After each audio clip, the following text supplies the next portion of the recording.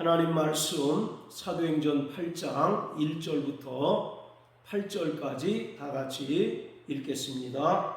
사울이 그의 죽임당함을 마땅히 여기더라.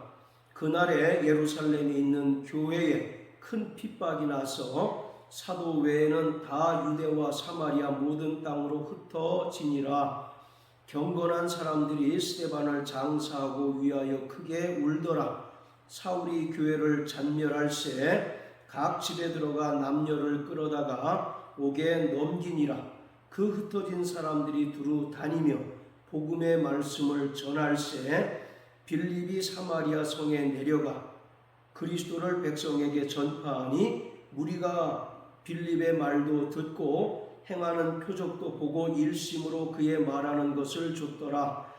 많은 사람에게 붙었던 더러운 귀신들이 크게 소리를 지르며 나가고 또 많은 중풍병자와 안진뱅이가 나으니 그 성에 큰 기쁨이 있더라. 아멘. 사도행전은 크게 세 부분으로 나눌 수 있습니다.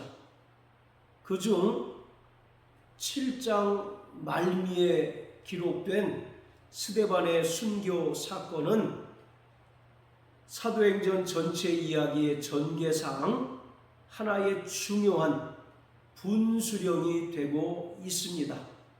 첫 번째 부분은 1장부터 7장까지로서 예루살렘 교회가 세워지고 또 사도들과 성령 충만한 성도들이 담대히 예수 그리스도를 전파한 내용들을 기록하고 있습니다. 이때 큰 역할을 감당했던 이가 바로 사도 베드로입니다. 그리고 두 번째 부분은 8장부터 12장까지로서 유대와 사마리아와 안디옥 지역을 중심으로 복음이 왕성하게 전파된 것을 기록하고 있습니다. 그리고 세 번째 부분은 교회를 핍박하였던 사울이 다메섹 도상에서 부활하신 주님을 만나고 회심한 후 이방인의 사도로 부르심을 받아서 성령으로 충만함으로 유럽 전역에 복음을 전한 것을 기록하고 있습니다. 그중 둘째 부분에 해당하는 사도행전 8장은 복음이 예루살렘을 벗어나 사마리아 지역에 전파되는 것을 기록하고 있습니다. 사도행전 8장부터는 비로소 복음이 예루살렘을 벗어나서 전 세계로 확장되는 것을 기록하고 있습니다. 유대의 정치 지도자들 그리고 종교 지도자들은 교회를 핍박하였는데 이러한 교회에 가해진 핍박에 있어서 스데반의 순교 사건은 그 첫 신호탄이라고 할 수 있습니다. 그렇지만 교회에 가해진 큰 핍박에 하나님의 놀라운 섭리가 있는데 하나님께서는 이 박해를 통해서 오히려 복음이 전 세계로 전파되도록 하셨습니다. 스데반의 순교를 포함하여 예루살렘 교회에 큰 핍박이 임하였고 또 이로 인해서 교회가 큰 시련을 당하고 있었지만 동시에 사도행전 1장 8절에서 부활 승천하시는 주님께서 제자들에게 명령하신 것처럼 이제 본격적으로 예루살렘에서 시작된 복음이 유대와 사마리아 지역 그리고 땅끝까지 전파되는 중요한 계기가 되었습니다. 사울이라고 하는 인물이 교회를 없애려고 날뛰었습니다. 그러자 예루살렘 교회의 사도들을 제외한 모든 성도들이 흩어져 두루 다니며 복음을 전하였습니다. 이것은 예루살렘 교회 성도들이 박해가 두려워서 이곳저곳으로 피하여 숨은 것이 아니라 두루 다니며 복음을 전하기 위함이었습니다. 자, 그래서 1절에도 모든 땅으로 흩어졌다라고 기록하고 있고 4절에도 그 흩어진 사람들이라고 기록하는데, 여기서 이 흩어졌다라고 하는 것은 농부가 그 밭에 씨를 뿌리는 모습을 연상케 합니다. 따라서 이들이 박해를 피해서 이곳저곳으로 숨으러 간 것이 아니라 마치 농부가 씨를 뿌리듯이 복음의 씨앗을 이방 지역에 두루 뿌리고 전하기 위해서 예루살렘 교회 성도들이 흩어지게 되었습니다. 자, 그리고 3절에 보면 사울이 교회를 잔멸할세라고 기록합니다. 이 말씀을 통해서 사울이 교회를 핍박하는 일에 누구보다도 앞장섰다는 사실을 알 수가 있습니다. 7장의 기록을 통해서도 스데반이 순교를 당할 때 누구보다 주동자 역할을 했던 이가 사울이었었고, 또 사도행전 9장 기록을 통해서도 이 사울이 예수 그리스도를 믿는 자들을 발본세곤하기 위하여 대제사장으로부터 공식적인 권리를 얻어가지고 오는 가운데 다메섹에서 부활하신 주님 만난 사건을 기록하는데, 이처럼 사울은 누구보다도 교회를 없애는데, 그리고 예수 믿는 자들을 잡아 가두는 일에 열심을 다했던 인물이었습니다. 이것은 그가 다른 유대인들보다 더 율법에 심취하고 또 율법에 열심이었다는 사실을 반증하고 있습니다. 이러한 예루살렘 교회에 가해진 큰 핍박으로 인하여 성도들이 이방 지역으로 흩어졌는데, 그중 빌립이라고 하는 인물이 사마리아 지역에 가서 복음을 전하였습니다.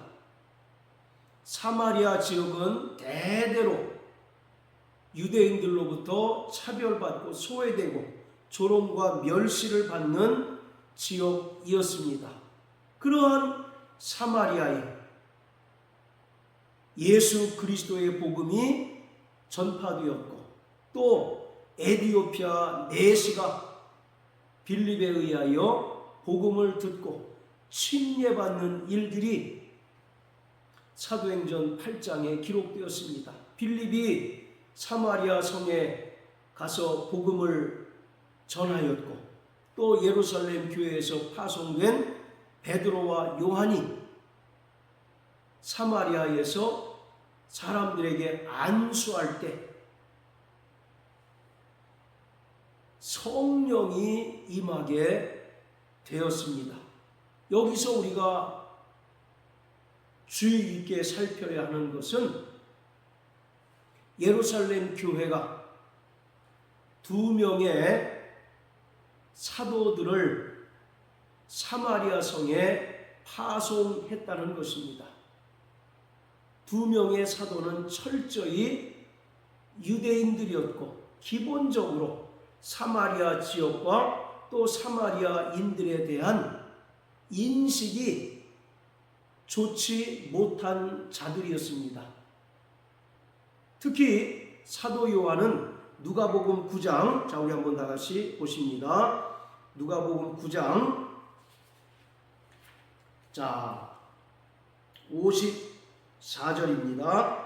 제자 야고보와 요한이 이를 보고 가로되 주여 우리가 불을 명하여 하늘로조차 내려 저희를 멸하라 하기를 원하시나이까. 바로 이것은 사마리아에 불을 내려 저들을 멸하자고 사도 요한이 예수님께 제안을 하는 장면입니다. 그만큼 사도 요한은 사마리아 지역 그리고 사마리아인들에 대한 인식이 너무너무 좋지 않았습니다. 하늘로부터 불을 내려서 저 사마리아인들을 다 멸망시킵시다 라고 예수님께 제안할 만큼 요한은 사마리아인들에 대한 인식이 좋지 않았습니다. 그리고 이것은 사도 요한만 그런 것이 아니라 베드로 역시 기본적으로 그러한 인식을 가지고 있었고, 이것은 당시에 유대인들에게 있는 모든 유대인들에게 있는 일반적인 감정이었던 것입니다. 그러한 베드로와 요한을 사마리아 지역에 파송하여 사마리아 지역이 복음이 전해지고 또 그 복음을 믿는 일들이 이루어지는 것을 직접 보고 들었다는 것은 그들이 사도행전 1장 8절에서 주님께서 예루살렘과 온 유대와 사마리아 땅끝까지 복음이 증거되고 또 예수의 증인이 되리라 하신 그 말씀을 사마리아 지역에 가서 직접 보고 듣기 전에는 온전히 깨닫지 못하였다는 것을 볼 수가 있는 것입니다. 자, 여기에 중요한 역할을 했던 인물이 바로 빌립이라는 인물인데, 이 빌립은 12명의 사도 중 하나가 아니라 사도행전 6장에 기록된 대로 헬라파 7명 지도자들 가운데 한 명입니다. 이를 통해서 우리는 이 사도행전 6장에 기록한 헬라파 7 지도자와 사도들의 그 사역이 거의 동일한 사역이라는 사실을 알 수가 있습니다. 특히 사도행전 21장 다 같이 보시겠습니다. 사도행전 21장 8절, 이튿날 떠나 가이사랴에 이르러 7 집사 중 하나인 전도자 빌립의 집에 들어가서 유하니라. 빌립을 설명할 때 전도자 빌립이라고 말합니다. 이처럼 사도행전 6장에서 7명을 선출했는데 이 헬라파 유대인 7 지도자는 오늘날에 우리가 일반적으로 생각하는 집사의 개념이 전혀 아니라는 사실을 알 수가 있습니다. 이들은 12사도와 대등한 사역을 했었고, 그리고 하나님께서 이 헬라파 유대인 7을 택한 것은 하나님의 놀라운 섭리가 담겨 있습니다. 이들을 통해서 이제 예루살렘을 벗어난 복음이 이방 지역에 더욱더 확산되고 전파되는 일에 이 7명을 귀하게 쓰시고자 하시는 하나님의 놀라운 섭리가 있었던 것입니다. 그리고 실제로 21장 8절에 보면 개역 한글에는 7 집사 중 하나라고 되어 있는데 헬라어 원문에는 집사라는 표현이 나타나 있지 않습니다. 그냥 7 중 하나인 전도자 빌립이라고 되어 있습니다. 따라서 이들은 하나님의 특별한 의도에 의해서 선출된 자였었고, 예루살렘 교회의 핍박이 가해지자 복음이 이제 본격적으로 예루살렘을 벗어나서 이방 지역으로 전파될 때 이 일곱 지도자들이 귀하게 쓰임받게 된 것입니다. 12명의 사도는 주님께서 부활 승천하시면서 하셨던 그 말씀을 온전히 이해하지 못했습니다. 성령이 너희에게 임하시면 너희가 권능을 받고 예루살렘과 유다와 사마리아와 땅끝까지 이르러 내 증인이 되리라 하신 그 주님의 말씀을 12명의 사도들, 그리고 그 사도를 대표하는 베드로와 요한은 그 뜻을 온전히 알지 못했던 것입니다. 그런데 그 둘이 사마리아에 와서 직접 그들이 사마리아인들에게 복음이 전파되는 것을 보고 또 그들이 사람들에게 안수할 때 성령이 임하는 것을 보고 그들은 비로소 사도행전 1장 8절에서 주님께서 말씀하신 그 뜻이 이루어지는 것을 목격하게 된 것입니다. 이 사건 이전까지만 해도 사도들 그리고 베드로와 요한은 유대인 외에도 하나님의 구원이 이루어질 수 있는가, 그리고 이방인에게도 성령이 임하는가라고 하는 것이 큰 의문이었고 숙제처럼 여전히 남아 있었습니다. 그런데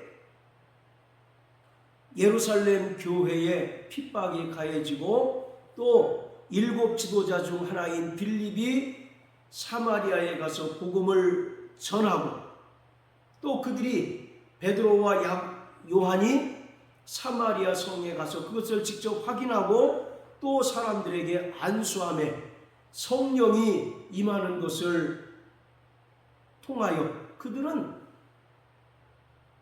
주님께서 말씀하신 그 온전하신 뜻을 비로소 깨닫게 되었습니다.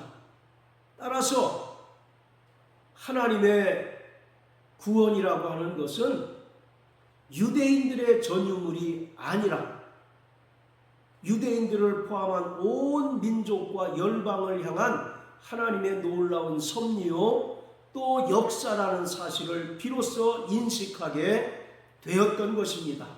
그래서 사도 베드로도 사도행전 10장에서 고넬료의 집에 방문하여 복음을 전했을 때 그 가족들에게 성령이 임하고 또 그들에게 침례를 베풀었습니다.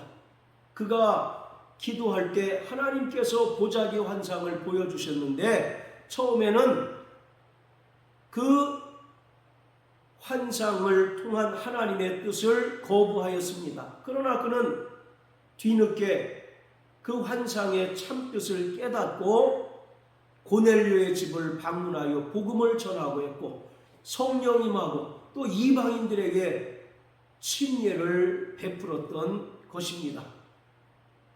그러므로 하나님의 구원의 역사는 어떤 한 민족, 한 국가에 한정되는 것이 아니라 온 민족과 열방을 향한 하나님의 놀라운 섭리요 뜻이라는 사실을 우리는 분명하게 알아야 합니다. 오늘 사도행전 8장에 보면 6절부터 8절까지 말씀을 통해서 빌립이 예수 그리스도를 담대히 전하자 기사와 표적이 일어났습니다. 그리고 더러운 귀신들이 크게 소리를 지르고 나가고 중풍병자와 안진뱅이가 나음을 얻게 되었습니다. 따라서 8절에 기록한 것처럼 그 성에 큰 기쁨이 있었다라고 기록합니다. 이것은 그들이 단순히 기사와 표적을 보고 기뻐했다기보다는 대대로 유대인들로부터 소외당하고 차별당하고 조롱과 멸시를 당하였던 그들에게도 하나님의 긍휼이 임하고 하나님의 사랑이 그들에게 임하였다는 사실을 깨달은 기쁨이었던 것입니다. 바로 귀신들이 크게 소리를 지르고 나가며 또 중풍병자와 안진뱅이가 나았다는 것은 하나님의 나라가 이 땅에 임한 가장 분명한 증거인 것입니다. 마태복음 12장 28절에 보면 성령을 힘입어 귀신을 내어 쫓은 것이면 하나님의 나라가 이미 너희에게 임하였다라고 말씀합니다. 자, 그리고 누가복음 4장을 다 같이 보시겠습니다.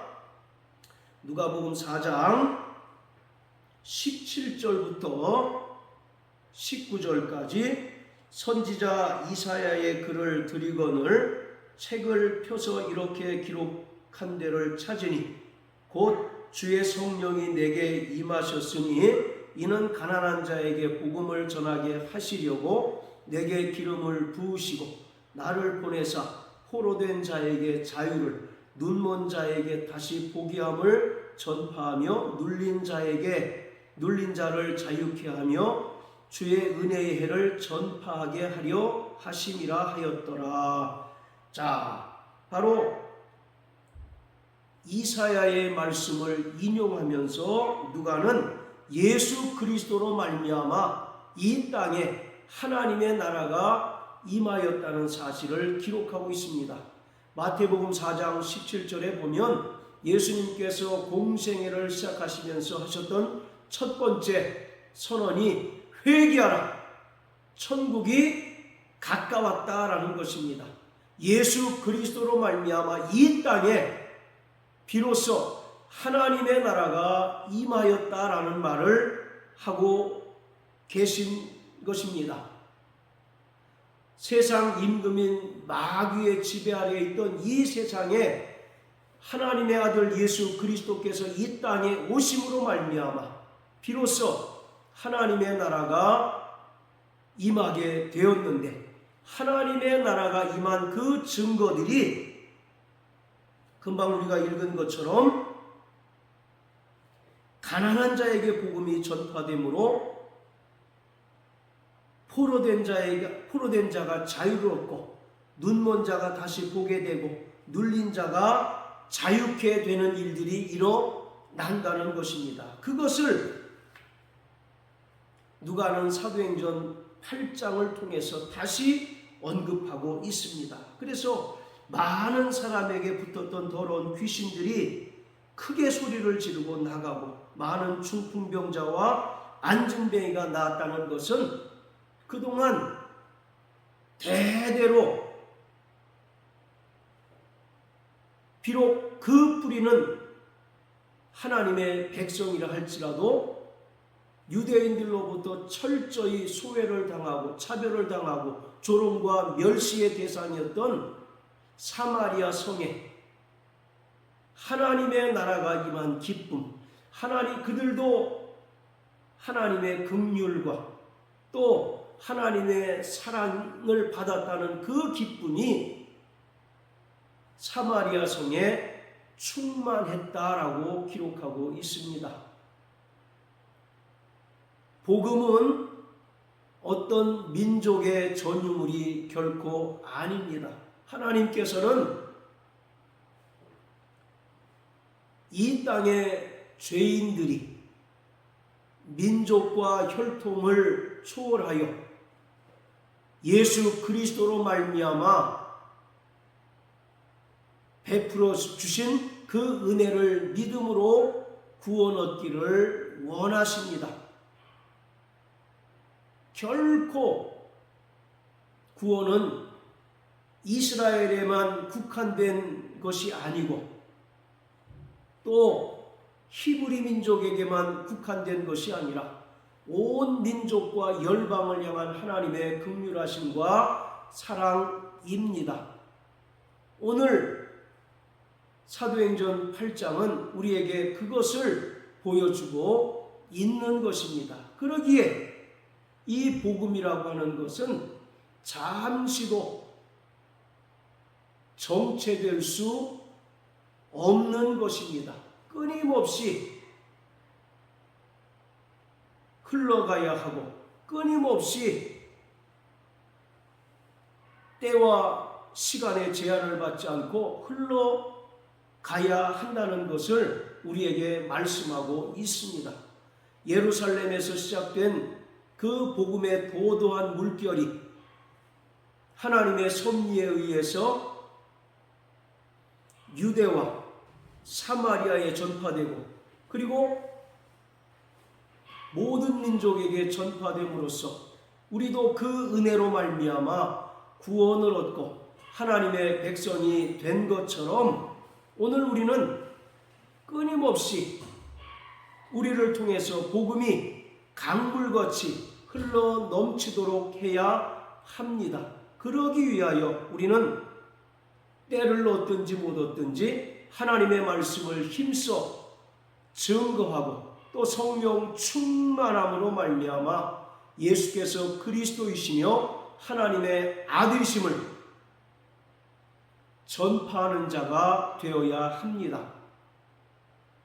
하나님께서 성령으로 말미암아 이 땅에 교회를 세우신 것은 교회를 통해서 복음이 온 세계 민족에게 전파되고 또 이 땅에 하나님의 나라가 더욱더 확장되도록 하기 위함입니다. 이것이 교회의 존재 목적이고 구원받은 성도들의 존재 목적인 것을 우리는 분명히 깨닫고 그 뜻대로 성령으로 말미암아 온전히 하나님 우리 아버지께 쓰임받는 자가 되어야 합니다. 그러므로 일평생 성령 충만하여 담대히 예수 그리스도의 은혜의 복음을 전파하는 저와 여러분들 되시길 주의 이름으로 축복합니다. 할렐루야.